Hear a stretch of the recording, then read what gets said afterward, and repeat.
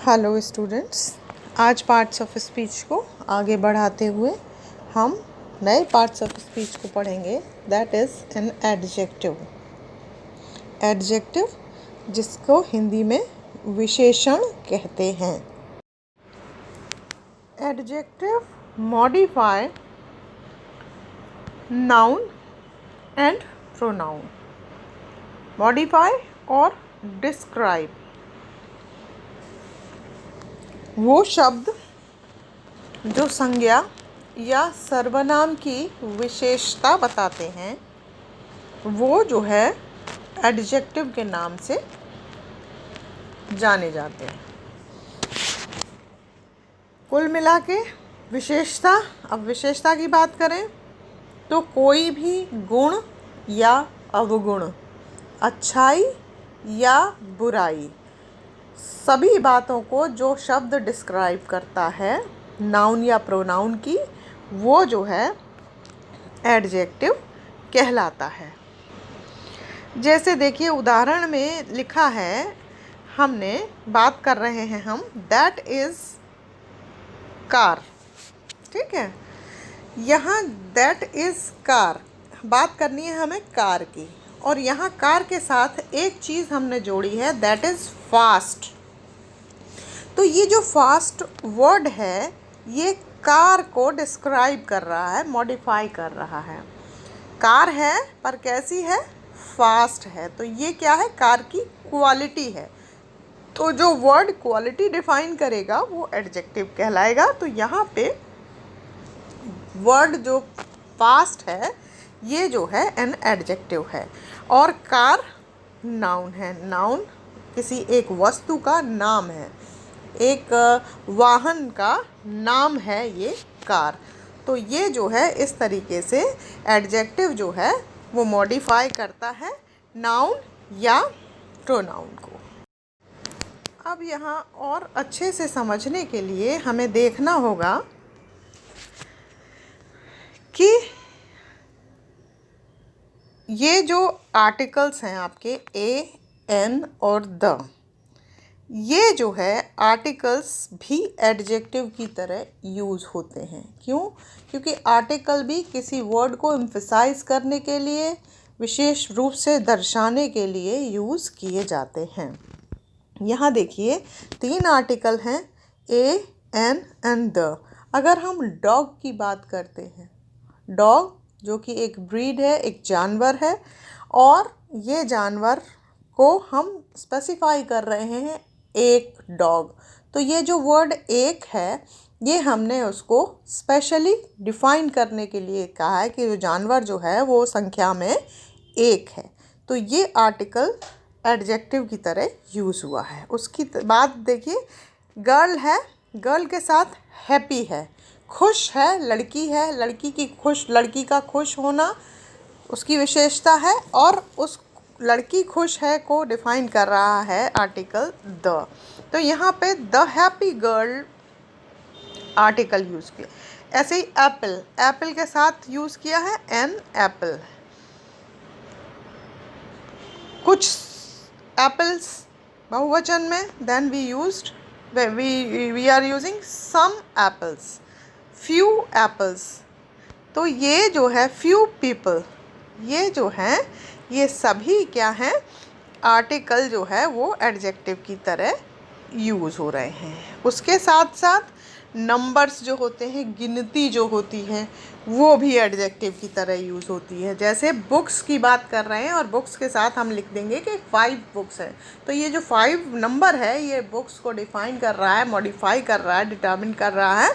तो इसकी वजह से इसको हम एडजेक्टिव के रूप में यूज़ कर रहे हैं। इसी तरीके से पेपर्स की बात करें तो पेपर्स में हम क्वांटिटी उसकी लिख देंगे दैट इज़ 20। अभी हम आपको जब एडजेक्टिव की काइंड्स पढ़ाएंगे तब इस चीज़ को और ज़्यादा क्लियर करेंगे कि किस तरीके से एडजेक्टिव्स जो है अलग अलग परिप्रेक्ष्य में यूज़ किए जाते हैं। यहाँ जो हम बात कर रहे हैं वो हम सिर्फ और सिर्फ बात कर रहे हैं अभी बेसिक एडजेक्टिव की। एडजेक्टिव का बेसिक क्या है, कैसे जो है एडजेक्टिव को समझ पाएंगे हम। और अब जो है आगे हमें जानना है कि और एडजेक्टिव हम किस किस तरीके से प्रयोग करते हैं। तो नेक्स्ट जो हमारा है वो, अगर हम कलर के लिए कलर को एज एन एडजेक्टिव यूज़ करते हैं। कलर को एज एन एडजेक्टिव कैसे यूज़ करते हैं? जैसे मान लीजिए बात कर रहे हैं हम किताब की, बुक्स की बात करते हैं, और बुक्स को हम स्पेसिफाई कर रहे हैं कि ब्राउन बुक्स। तो ये जो ब्राउन शब्द है ये कलर के लिए यूज़ किया है, ब्राउन कलर है, और कलर जो है यूज़ किया है हमने बॉक्स के लिए। तो ये बॉक्सेस जो हैं वो ब्राउन हैं, तो ये ब्राउन जो है वो एडजेक्टिव की तरह यूज़ हो रहा है। उसी तरीके से स्काई की अगर हम बात करें तो स्काई के लिए हम यूज़ करेंगे ब्लू कलर यूज़ कर रहे हैं। तो ये जो कलर है वो हम एडजेक्टिव की तरह यूज़ करते हैं। इसी तरह एप्पल, ग्रीन कलर का प्रयोग हमने कलर्स को यहाँ हम देखेंगे तो सारे कलर्स को हमने नाउन की विशेषता बताने के लिए यूज़ किया है। जो कलर है वो नाउन की विशेषता बता रहे हैं, इसलिए ये कलर जो है एडजेक्टिव है। अगला जो इसी में पॉइंट आता है वो आता है शेप्स का। कलर एंड शेप्स की बात करते हैं। तो शेप जो आती है वो बात करते हैं कंटेनर्स। तो कैसे हैं? राउंड कंटेनर्स हैं। रूम है तो अ स्क्वायर रूम है। तो इस तरीके से कलर को भी एज एन एडजेक्टिव जो है वो यूज़ किया गया है। अब नेक्स्ट बात जो आती है वो आती है साइज़ की, आकार की।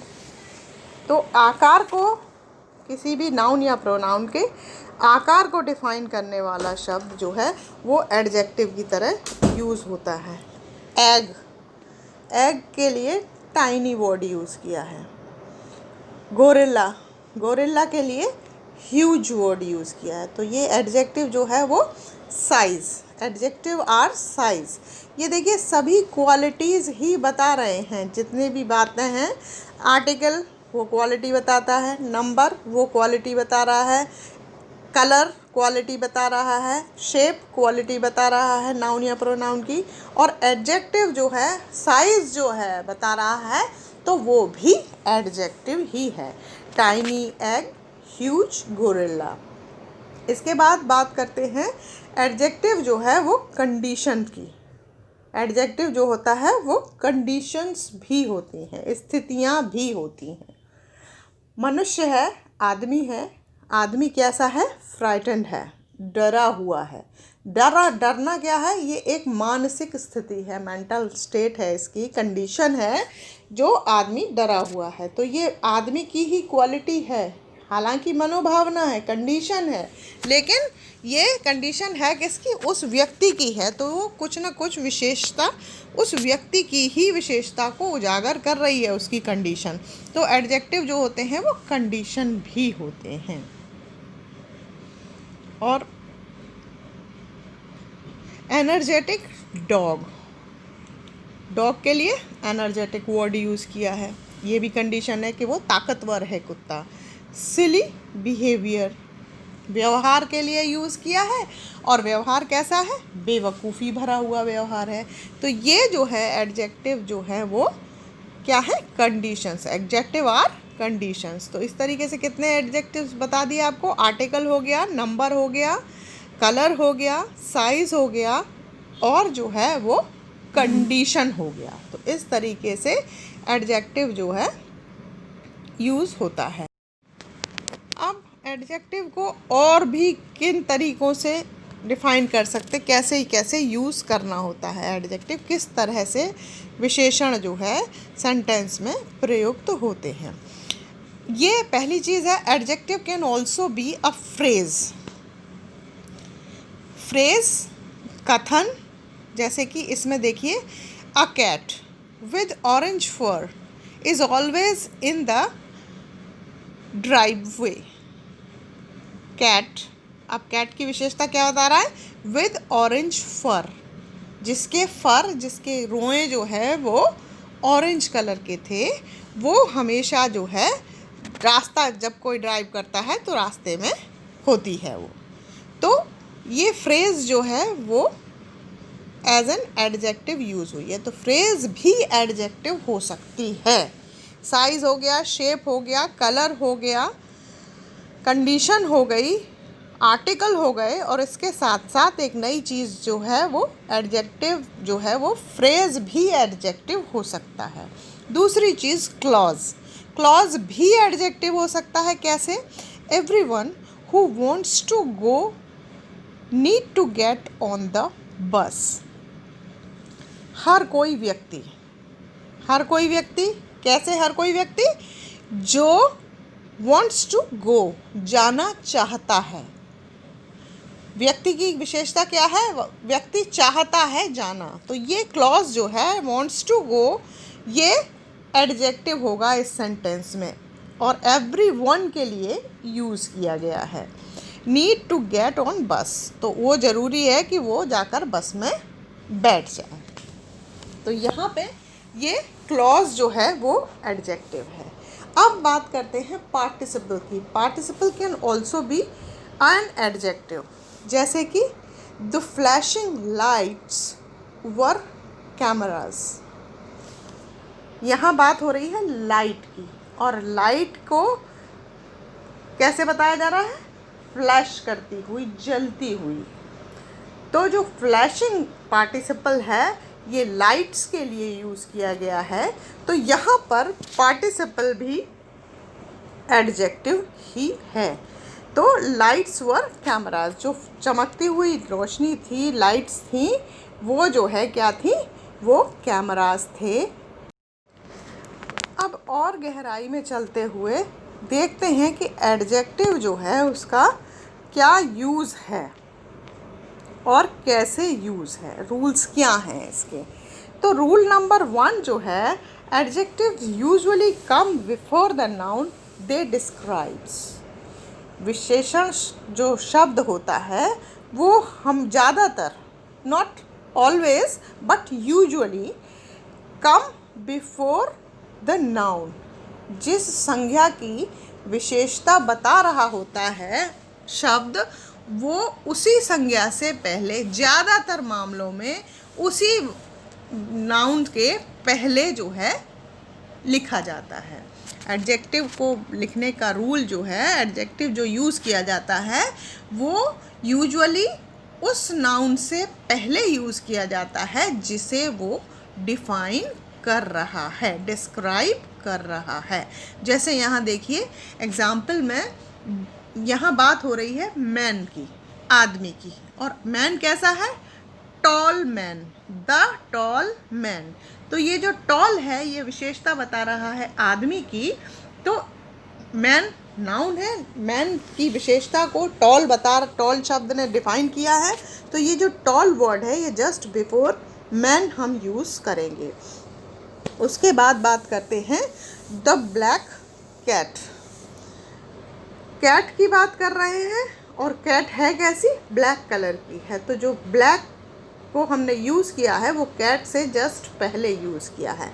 यहाँ पे ध्यान देने वाली बात है, जो आपको बताया था कि आर्टिकल्स ए एंड दी भी एडजेक्टिव्स हैं, तो यहाँ पे जो यूज़ किया है वो भी एड्स एन एडजेक्टिव ही यूज़ किया जाएगा। यहाँ पे एडजेक्टिव में द और ब्लैक, ये दोनों वर्ड जो हैं वो एडजेक्टिव कहलाएंगे।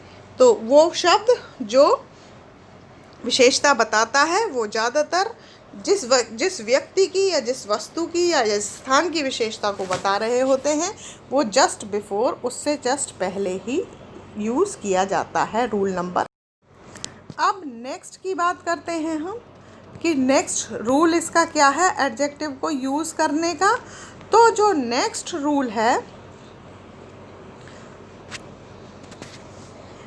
अच्छा, नेक्स्ट रूल बताने से पहले एक चीज़ और समझ लीजिए, इसको थोड़ा सा और एक्सप्लेन कर देते हैं, ठीक है। अब एक्सेप्शन क्या क्या हैं इसमें। When indefinite pronouns such as something, someone, anybody are modifies by an adjective, the adjective comes after the indefinite pronoun. जो निश्चितता को नहीं, इनडेफिनिट हैं, जो निश्चित नहीं हैं, वो प्रोनाउंस कुछ होते हैं, बताया था मैंने प्रोनाउंस में, जैसे कि समवन, समथिंग, एनीबडी, यहाँ कोई निश्चित संख्या नहीं बता रहे हैं आपको कि कोई 1 2 3 बता रहे, नहीं, उन्होंने कहा समवन, कोई, एनीबडी, कोई भी, समथिंग, कुछ भी, कोई भी वस्तु। तो ये जो इनडेफिनिट प्रोनाउंस है, यहाँ पे जब हम इनडेफिनिट प्रोनाउंस के साथ में अगर हम यूज़ करेंगे तो हम जो है इन शब्दों को हमेशा आफ्टर इनडेफिनिट यूज़ करें। जब हम इनडेफिनिट प्रोनाउन को यूज़ कर रहे हैं तो विशेषता बताने वाला जो शब्द है वो हमेशा इनडेफिनिट प्रोनाउंस के बाद में, अभी बताया मैंने कि जिस शब्द को मॉडिफाई कर रहा है, जिस नाउन को मॉडिफाई कर रहा है, उस नाउन से पहले लगाना है। और यहाँ एक्सेप्शन क्या है कि इनडेफिनिट प्रोनाउन अगर यूज़ करते हैं तो इनडेफिनिट प्रोनाउन के बाद में उसे हमें यूज़ करना है। जैसे कि someone guilty of doing something cruel to humans or animals deserve to be punished। someone क्या है?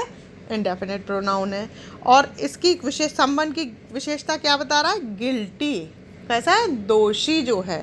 तो यहाँ someone के बाद हमने guilty को यूज़ किया है। उसी तरीके से आगे जो यूज़ किया है of doing something cruel, something indefinite pronoun है और समथिंग के लिए हमने यूज़ किया क्रूअल। तो ये क्रूअल जो है हमने समथिंग के बाद में यूज़ किया है। टू ह्यूमन, जो भी व्यक्ति दोषी है, जो मनुष्यों के खिलाफ काम कर रहा है, क्रूरता दिखा रहा है, वो उसे दंड दिया जाना चाहिए, वो दंड को डिज़र्व करता है। तो यहाँ पे जो हमने यूज़ किया है इनडेफिनिट प्रोनाउन के बाद में, नाउन से पहले यूज़ किया, और इनडेफिनिट प्रोनाउंस के बाद में हमने जो मॉडिफाइंग वर्ड है, जो डिस्क्राइब करने वाला वर्ड है, उसको यूज़ किया, एडजेक्टिव को यूज़ किया है। अगली बात जो इम्पोर्टेंट है एडजेक्टिव के यूज़ में, जो रूल्स हैं उसमें एक्सेप्शन क्या क्या है, उसके तहत ये जो अगली बात है, रूल नंबर 1 का एक और एक्सेप्शन है, when adjective follows a linking verb they are called predicate adjectives. जब कोई एक विशेषण जो है वो किसी लिंकिंग वर्ब को, हेल्पिंग वर्ब को, जॉइन करने वाली सहायक क्रिया को फॉलो करता है तो वो जो है वो प्रेडिकेटिव एडजेक्टिव कहलाता है। In this case they modify the noun subject but they are in the predicate of the sentence.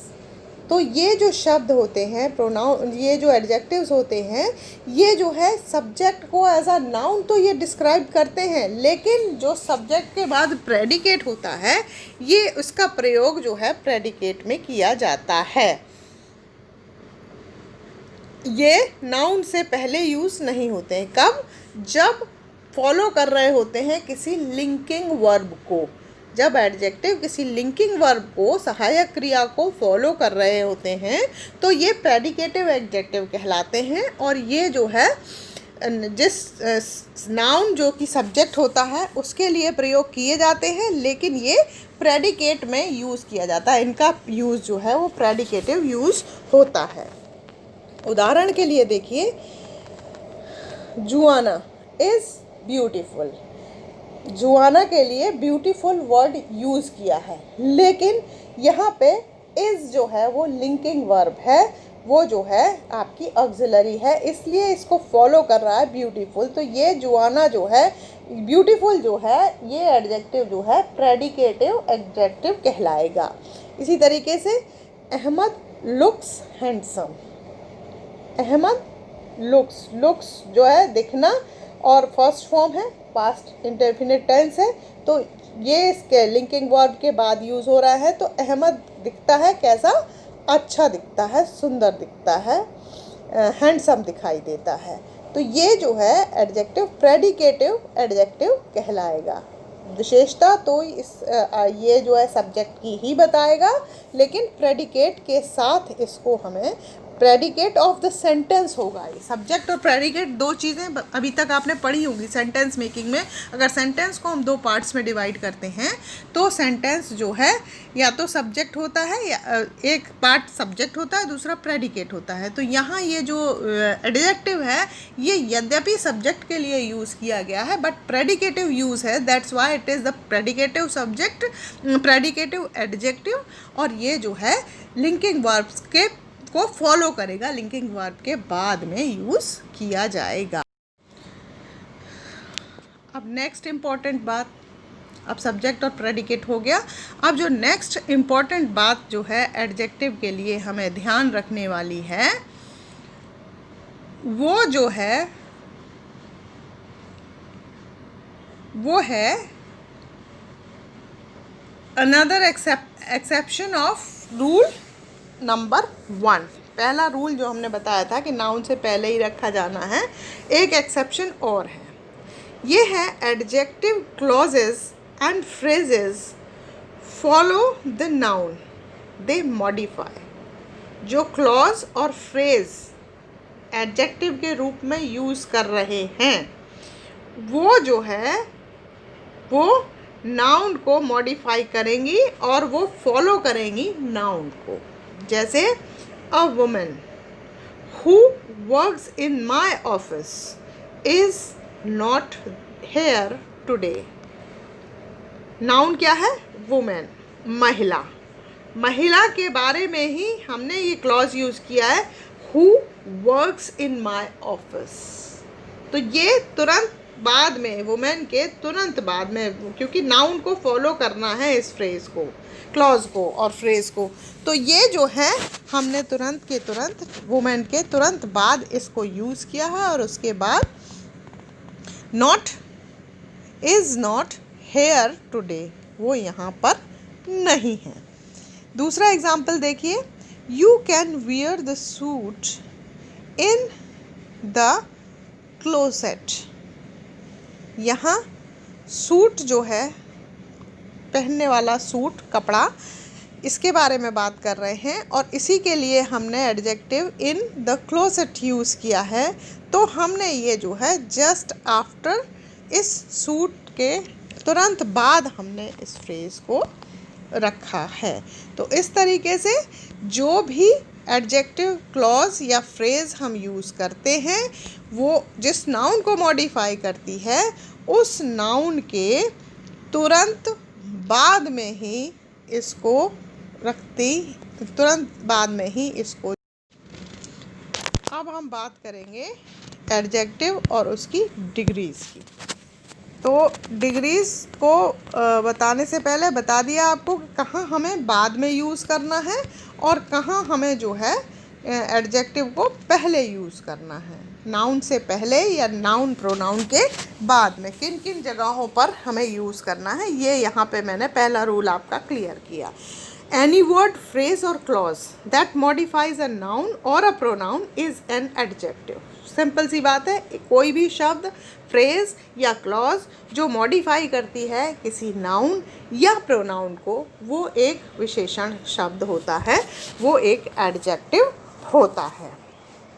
तो ये चीज़ समझ में आ गई कि क्वालिटी चाहे अच्छी चाहे बुरी, अगर क्वालिटी डिफाइन कर रहा है वर्ड नाउन या प्रोनाउन की ही करेगा तो वो वर्ड जो है वो एडजेक्टिव होगा। और कैसे यूज़ करना है, कहाँ यूज़ करना है, इसका पहला नियम और उसके एक्सेप्शंस हमने आपको बता दिए।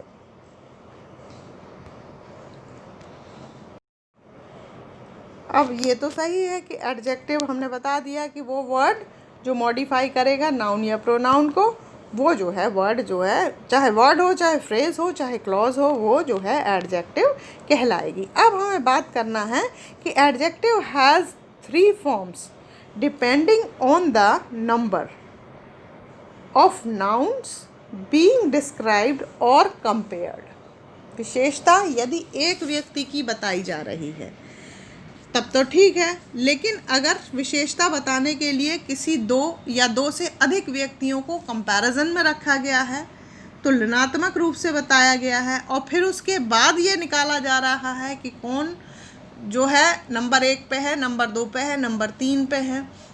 तो यहाँ पे कंपैरिजन करने के लिए हमें जो है 3 डिग्रीज को, एडजेक्टिव को 3 डिग्रीज में डिवाइड करा जाता है। पहली degree that is the positive degree.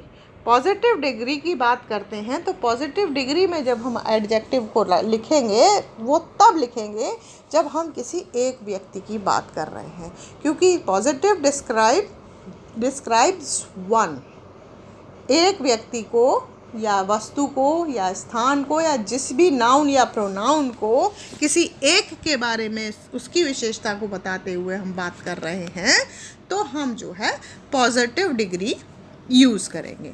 वहीं अगर हम कंपैरिजन 2 लोगों में करते हैं, ठीक है, तो कंपैरिजन करने के लिए जो हम यूज़ करेंगे वो होगी हमारी कंपैरेटिव डिग्री, और कंपैरेटिव डिग्री को हम 2 लोगों में आपस में तुलना करने के लिए यूज़ करेंगे। और वहीं हम किसी की विशेषता कई सारे लोगों में से एक व्यक्ति विशेष को छांट के ला रहे हैं, वस्तु विशेष को छांट के ला रहे हैं, तो हम जो है 2 से अधिक लोगों की तुलना में हम सुपरलेटिव डिग्री का प्रयोग करेंगे। जो विशेषता बताने वाले शब्द होते हैं वो 3 डिग्रीज़ में यूज़ किए जाते हैं। यदि हम एक व्यक्ति के बारे में बात कर रहे हैं, उसको मॉडिफाई कर रहे हैं, तो we will use the positive degree. Second one, 2 लोगों में अगर हम बात करते हैं we will use comparative degree. And after that अगर 2 से अधिक हैं, 2+ की बात चलती है, then we will use superlative degree. अब यहाँ आप एक बहुत मोटा सा देख लीजिए, बहुत ज़्यादा इसको पूरी तरह से तो हम नहीं कह सकते कि ये ऐसे ही पूरी इंग्लिश इसी तरीके पे बेस्ड होगी, but most of the comparative degree and superlative degree को लिखने का तरीका यही होता है। 50% से ज़्यादा एडजेक्टिव्स को जो हम सुपरलेटिव और कंपैरेटिव डिग्री में लिखते हैं तो इसी तरीके से लिखते हैं।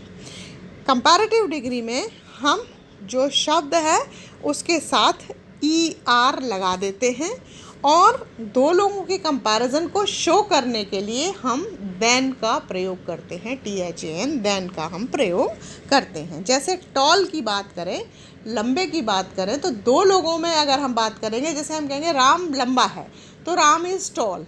अब हम कहेंगे कि राम श्याम से लंबा है, then we will use Ram is taller than Shyam.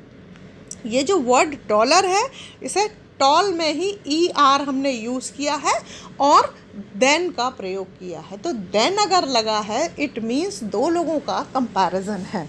अगर 2 लोगों से ज़्यादा के कंपैरिजन की बात करेंगे तो हम देन का प्रयोग नहीं करेंगे। और वहीं अगर हम बात करते हैं कि पूरे ग्रुप में जो है राम टॉलेस्ट सबसे लंबा है, तो हम यूज़ करेंगे द टॉलेस्ट। सुपरलेटिव डिग्री से पहले जो है हमें द का यूज़ करना होगा, आर्टिकल द का यूज़ करेंगे, और उसके बाद जो वर्ड है जो हमारा एडजेक्टिव है उसी में हम EST लगा देंगे, टॉलेस्ट कर देंगे। तो Ram is taller than Shyam and Ram is the tallest boy in the class. इसी तरीके से रिच की बात करें तो he is a rich man, वो जो है एक अमीर आदमी है, और he is richer than my brother, तो वो मेरे भाई से ज़्यादा रिच है। और बात करें he is the richest man in the office, तो ये हम पूरे ऑफिस में जितने सारे लोग हैं उनमें से सबसे ज़्यादा धनी जो व्यक्ति है, तो द और EST लगाया, उधर ER लगाया और देन लगाया। इसी तरीके से बिग की बात करें, बड़ा, तो big bigger than the biggest. तो इस तरीके से हम कंपैरेटिव और सुपरलेटिव डिग्री को यूज़ करते हैं। अब थोड़े से और एग्जाम्पल्स देख लीजिए इस चीज़ को क्लियर करने के लिए कि कैसे कंपैरिजन और कैसे कंपैरेटिव एंड सुपरलेटिव डिग्री को हमने यूज़ कर लेना है। My father is angry, pictures देख लीजिए, थोड़ा बचपन बच्चों जैसा यूज़ किया है मैंने, जस्ट बिकॉज कि बहुत क्लियरली आपको डिफाइन हो जाए कि प्रोनाउन किस तरीके से कंपैरेटिव डिग्रीज और सुपरलेटिव डिग्रीज को ये कंपैरिजन जो है किया जाएगा एडजेक्टिव में। तो माय फादर इज़ एंग्री, एक बच्चा बोलता है मेरे पापा गुस्से हैं, दूसरा बच्चा कहता है मेरे पापा तुम्हारे पापा से ज़्यादा गुस्सा है, तो my father is angrier than yours. और वहीं तीसरा बंदा ये बात करता है कि मेरे फादर जो हैं तीनों के पापाओं में सबसे ज़्यादा गुस्सेबाज हैं, तो तीसरी चीज़ वो कहेगा my father is the angriest of 3। तो ये जो हैं वो 3 डिग्रीज, एक एंग्री वर्ड को 3 डिग्रीज में, यहाँ मैं बताया था एंग्री सीधी बात है, फादर इज़ एंग्री, तो बाद में फादर के बाद में एंग्री को यूज़ किया है।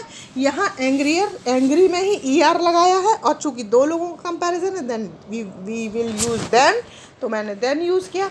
आफ्टर दैट यहाँ जो सुपरलेटिव डिग्री की बात कर रहे हैं, 3 में सबसे ज़्यादा गुस्से वाला निकल के आ रहा है, तो यहाँ पे द पहले यूज़ किया है और EST उसमें लगा करके एंग्रीएस्ट जो है वो ये जो है यूज़ किया है। अब एक और एग्जाम्पल समझ लीजिए। अब बात करते हैं हम लॉन्ग की, साइज़ की बात करते हैं, ठीक है। तो यहाँ जब हम लॉन्ग की बात करेंगे तो इसके बारे में हम कहते हैं this turtle has a long neck, ये कछुआ जो है इसकी गर्दन लंबी है, इस कछुए की गर्दन लंबी है। वहीं क्रेन की बात करते हैं तो क्रेन और कछुए का कंपैरिजन हम करते हैं कि भाई कछुआ और क्रेन में से किसकी ज़्यादा लंबी है, तो निकल के आता है this crane has a longer neck than a turtle. तो ये जो क्रेन है, बगुला है, इसकी नेक जो है वो उस कछुए से ज़्यादा लंबी है। और वहीं तीसरी बात निकल के आती है कि जिराफ, तो जिराफ की बात करते हैं तो इन तीनों में जो है लॉन्गेस्ट जो है वो द लॉन्गेस्ट नेक किसकी है, वो जिराफ की है। तो this giraffe has the longest neck. अच्छा, वहीं पे अब ये इस तरीके से, अब नेक्स्ट एग्जाम्पल अगर हम बात करते हैं कि लॉन्ग हो गया, अब लॉन्ग के बाद बात करेंगे इसको ऑपोजिट जो है वो शॉर्ट की बात करते हैं, छोटे की बात करते हैं। तो शॉर्ट और बात करेंगे टेल की, तो यहाँ पे my dog has a short tail, मेरे कुत्ते की पूँछ जो है वो छोटी सी है। दूसरा आदमी कहता है कि मेरे कुत्ते की जो पूँछ है वो तुम्हारे कुत्ते से और ज़्यादा छोटी है, तो शॉर्टर, शॉर्ट में ER यूज़ करके शॉर्टर लगाया और फिर देन लगाया, तो my dog has a shorter tail than your dog. फिर तीसरा आता है और कहता है कि मेरे कुत्ते की पूँछ जो है आप दोनों के कुत्तों से सबसे ज़्यादा छोटी है, तो फिर यूज़ करेंगे my dog has the shortest tail of the 3, तीनों कुत्तों में सबसे छोटी पूँछ जो है वो मेरे कुत्ते की है। तो इस तरीके से हम शॉर्ट को यूज़ करते हैं। अब हम इसी कंपैरिजन को आगे बढ़ाते हुए इसके रूल्स समझने की कोशिश करेंगे कि किस तरीके से ये वर्क करते हैं। कंपैरिजन की जब हम बात करते हैं तो कौन कौन से रूल्स होते हैं जो हमें फॉलो करने होते हैं। तो सबसे पहले देखना है add ER for the comparative form when comparing two nouns if the adjective is one or two syllables। बताया था मैंने आपको, टॉल से ही कंपेयर करके बताया था। सबसे पहला नियम यह है कि ER लगाना है हमें कंपैरेटिव डिग्री शो करने के लिए। जब हम 2 लोगों का कंपैरिजन शो कर रहे हैं तो हमें ER को यूज़ करना है, और ER यूज़ करने के साथ साथ हमको देन का यूज़ करना है। अब यहाँ पे देखना है क्या, when comparing two nouns if the adjective is one or two syllable। Adjective जो है एक या दो सिलेबल्स के रूप में वर्क कर रहा है तो हमें जो है ई आर का प्रयोग करना है। यहाँ पे देखो, दीज ट्रीज आर टॉल, सारे पेड़ों के बारे में बात कर रहे हैं, ये लंबे हैं। The boy on the left is taller then the boy on the right. यहाँ पे देखिए कि जो वो है टॉलर देन यूज़ किया है, दो बच्चों के बीच में कंपैरिजन हो रहा है, और यहाँ पे जो है टॉलर देन हमने यूज़ किया है।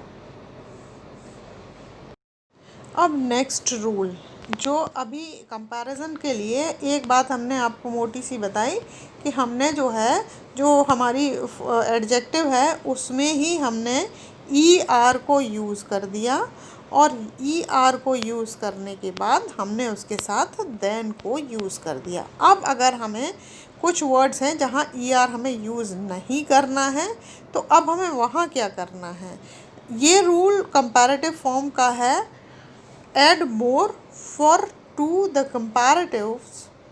comparative form when comparing two nouns if the adjective is more than two syllable। यहाँ पे भी वही बात है, बस यहाँ पे क्या करना है, हमें ई आर की जगह हमें कुछ शब्दों में मोर को यूज़ करना होता है। तो जैसे कि पोमग्रेनेट्स आर डिलीशियस, पोमग्रेनेट्स जो हैं वो बड़े स्वादिष्ट होते हैं, अनार बड़े स्वादिष्ट होते हैं। Comparison, now, orange are more delicious than pomegranates. यहाँ पे बात करी कि नहीं, ऑरेंज ज़्यादा डिलीशियस होते हैं पोमग्रेनेट्स की अपेक्षा। तो यहाँ पे हमने अभी हम डिलीशियस में हमने ई आर नहीं, डिलीशियस में ई आर नहीं लगाया है, हमने मोर यूज़ किया है। तो हमें एक ज़्यादातर जगह तो हम ई आर का ही यूज़ करते हैं एडजेक्टिव में, और देन का यूज़ करते हैं, और कुछ जगहों पर हमें जहाँ पर यूज़ करना होता है वहाँ पर हम जो है मोर का प्रयोग करते हैं बजाय ई आर का प्रयोग करने के। तो यहाँ पे जो हमारा ये एग्ज़ाम्पल हमने दिया है, तो यहाँ पे एग्ज़ाम्पल में क्लियरली शो किया है कि देखिए, पहली चीज़ बताई कि जो पोमग्रेनेट है वो बहुत डिलीशियस होता है, बहुत स्वादिष्ट होता है, और उसने दूसरे बंदे ने कहा कि नहीं, ऑरेंज जो है ज़्यादा अच्छे होते हैं, ज़्यादा डिलीशियस होते हैं।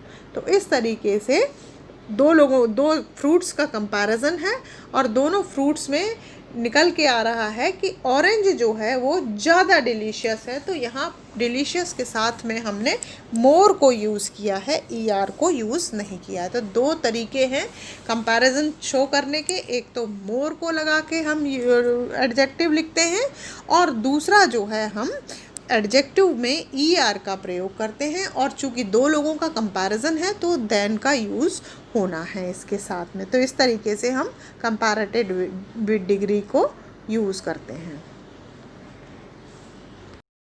अब जब दो से अधिक के कंपैरिजन की बात की, दो से अधिक के कंपैरिजन में बताया था सुपरलेटिव डिग्री का प्रयोग होना है।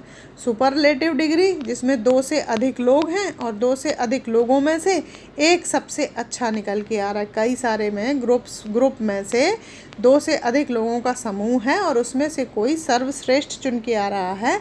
तो यहाँ जो है हमें सबसे पहले एक चीज़, पहला नियम जो बताया था अभी बता चुकी हूँ मैं, कि add the and est to the adjective for the comparative form when comparing two nouns if the adjective is one or two syllables। यहाँ वही बात कर रहे हैं कि दो से अधिक लोगों को, दो से अधिक नाउन्स को अगर हमें कंपेयर करना है तो यहाँ पे हमें सुपरलेटिव डिग्री को यूज़ करना है। और सुपरलेटिव डिग्री लिखने का तरीका जो था वो ये था कि जो एडजेक्टिव है उसको सुपरलेटिव बनाने के लिए सबसे पहले तो उस एडजेक्टिव के पहले हमें द आर्टिकल का प्रयोग करना है, और उसके बाद जो हमारा वर्ड है, जो हमारा एडजेक्टिव है, उसमें ही हमको EST का प्रयोग करना है।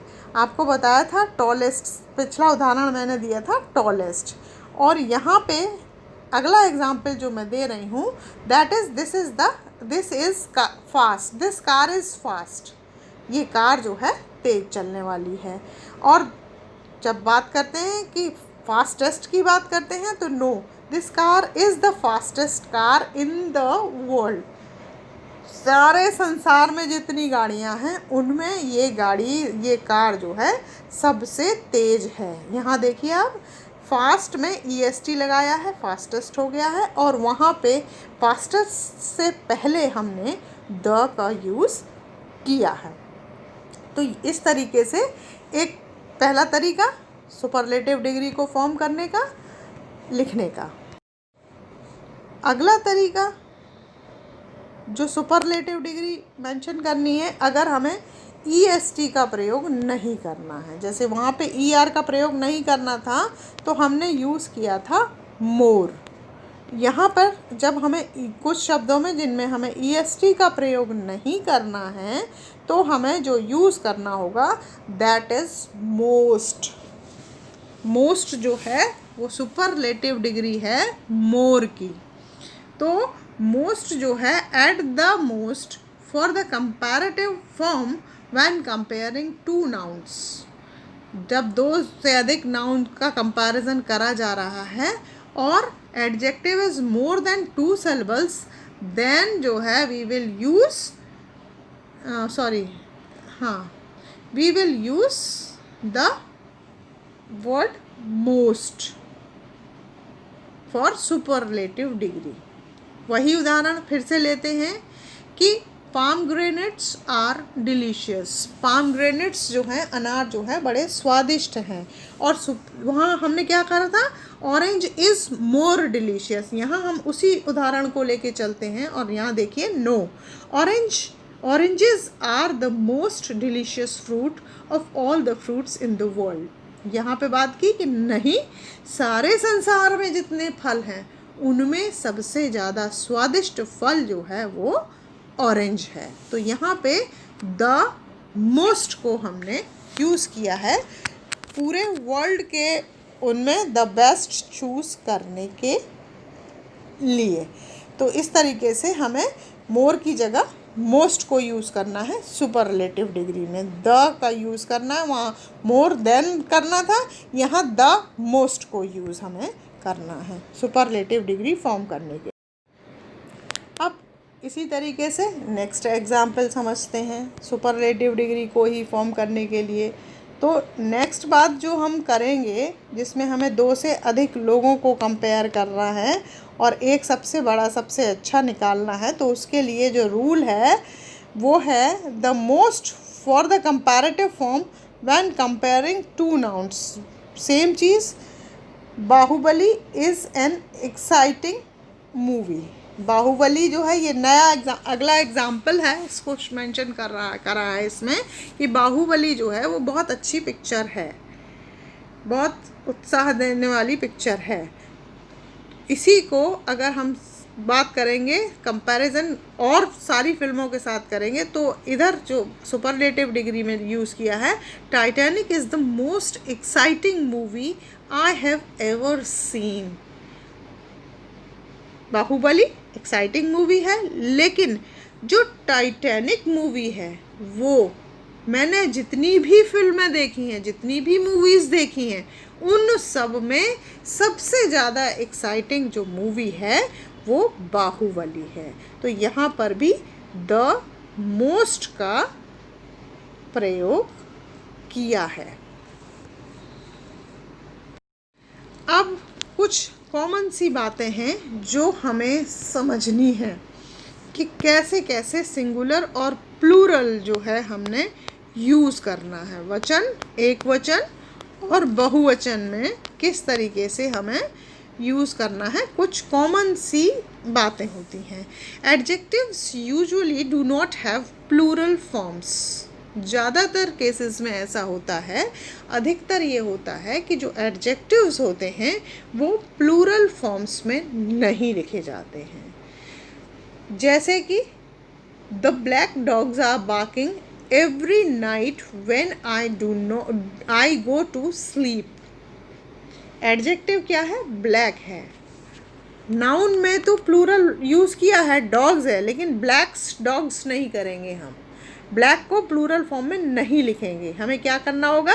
ब्लैक जो एडजेक्टिव है वो सिंगुलर फॉर्म में लिखेंगे, और उसके बाद जो हम नाउन या प्रोनाउन को यूज़ करेंगे, बेसिकली नाउन को यूज़ करेंगे, उसमें हम जो है उसको प्लूरल फॉर्म में लिखेंगे। तो हमें ये ध्यान रखना है कि एडजेक्टिव्स जो हैं वो usually don't have plural forms.